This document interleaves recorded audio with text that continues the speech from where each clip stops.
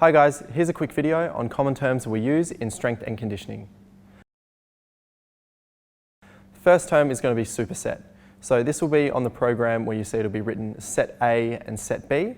How we want to follow this, so for example, if in set A we've got A1 being 3 by 10 squats and A2 being 3 by 10 push-ups. We're going to do 10 squats followed by 10 push-ups, then we go back to do 10 squats, 10 push-ups again, back for a third time, 10 squats, 10 push-ups. Then we're finished everything in the set A.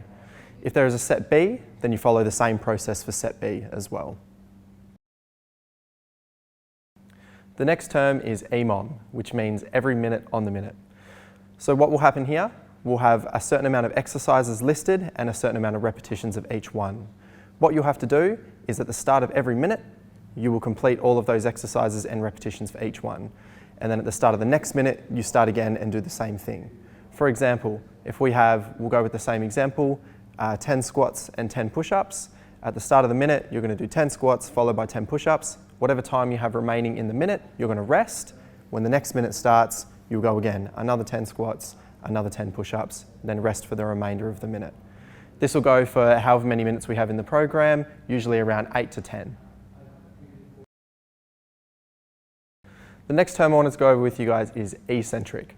So this is just basically a fancy science term of saying slow on the way down.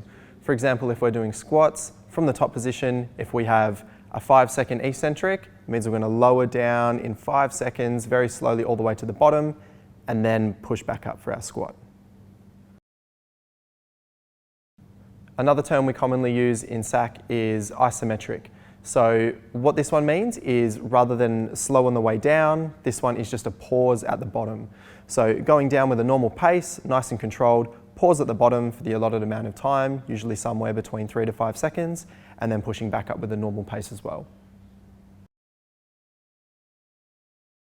Another term that we often use is Amrap, which stands for as many reps as possible. So we have two ways of doing this. The first one, most commonly, is we'll usually give you guys an allotted time frame for you guys to complete a specific exercise, and you do as many reps as you can in that time frame, keeping score of your record for next time, and then we usually test that in weeks to come. Another way that we'll do this is not have any time frame at all, and you guys just do as many reps as you can until failure.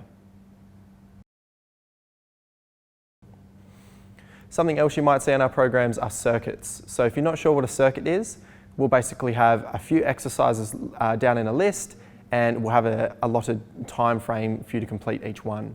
So for example, if we have, let's say, squats and lunges and push-ups, and we have you doing them for 1 minute each. You're going to do squats for 1 minute continuously, then lunges for a minute continuously, then push-ups for a minute continuously, and then you'll go back to the top for however many rounds of the circuit we'll say. So going through each exercise once will be 1 round.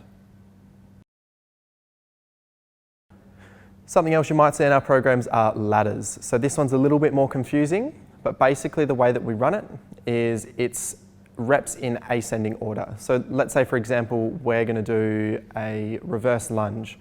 So you'll start with 1 rep, so you're going to do 1 repetition each leg for your lunge. Then it will be 2, so 2 reps each leg, and then 3 reps each leg, and so on, all the way up to whatever amount that we've put on the program, which will usually be somewhere around 8 to 10.